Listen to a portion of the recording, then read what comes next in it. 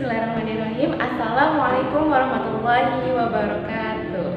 Ya, apa kabar anak-anak? Semoga tetap menjaga kesehatan ya.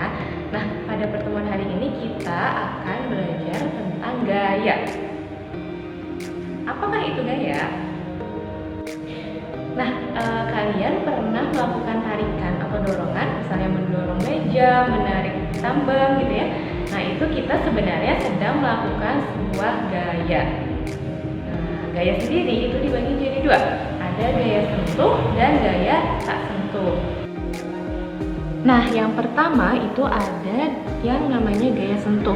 Nah, dari namanya saja kita bisa memprediksi ya kalau gaya ini berarti disebabkan karena sentuhan. Misalnya ketika sebuah bola kita tendang, nah itu kan kita menyentuh bola tersebut ya, itu termasuk dengan gaya sentuh.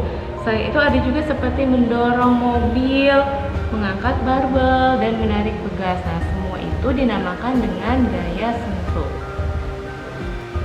Nah, sedangkan untuk gaya tak sentuh itu berarti gayanya dihasilkan bukan dari sebuah sentuhan.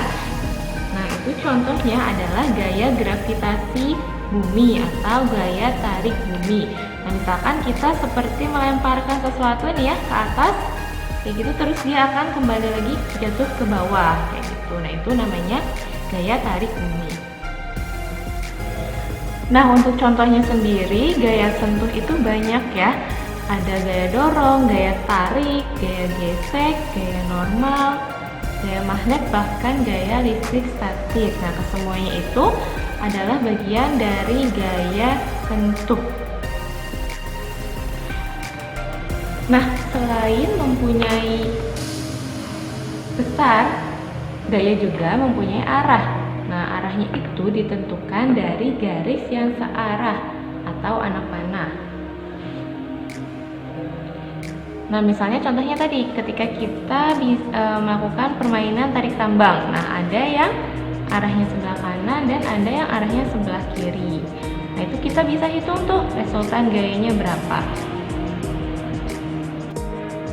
Bisa dengan cara perhitungan langsung atau cara gambar.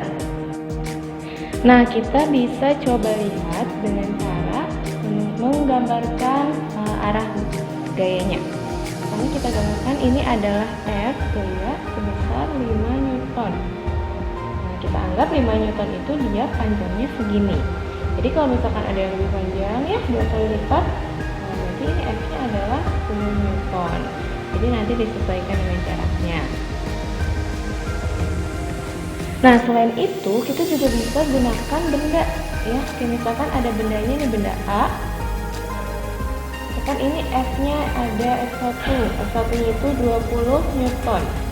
Kemudian ada yang F2-nya sebelah sini, gaya yang lainnya yaitu sebesar 5 Newton. Nah, nanti dari sini kita baru bisa mencari yang namanya resultan gaya. Nah, untuk yang arahnya ke kanan, dia itu biasanya diasumsikan dengan positif, ya. Kemudian yang ke kiri itu dengan negatif. Jadi kita bisa mencari resultan gayanya itu adalah yang kanan dikurangi yang kiri. Berarti F1 dikurangi F2, yaitu 20N. Atau kita tulis 20 saja ya, biar lebih mudah. 20 dikurangi 5.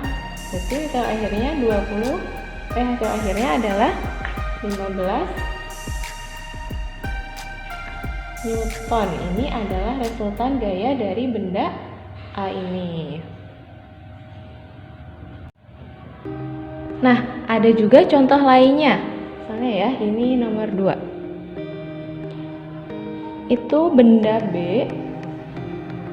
Dia memiliki gaya ke atas, itu F-nya 12 Newton. Kemudian ke samping itu F-nya adalah 5 Newton. Nah, bagaimana cara kita mencari resultan gayanya? Nah, ini kita bisa gunakan dengan teorema Pythagoras ya. Nah, gitu. Karena kita akan mencari di sini nih. Ya, kita akan mencari di sini titik tengahnya itu berapa. Berarti ini F1 kuadrat ya. Kan teorema Pythagoras itu ditambah dengan F2 kuadrat. F1 adalah ini 12 kuadratkan, F2-nya 5 dikuadratkan. 12 kuadrat 1/4 ditambah 25 yaitu akar 169. Nah, akar 169 adalah 13. Betul. Jadi resultan gayanya atau sigma F-nya itu adalah 13. Nah, ini dengan teori Pythagoras ya. Teorema Pythagoras.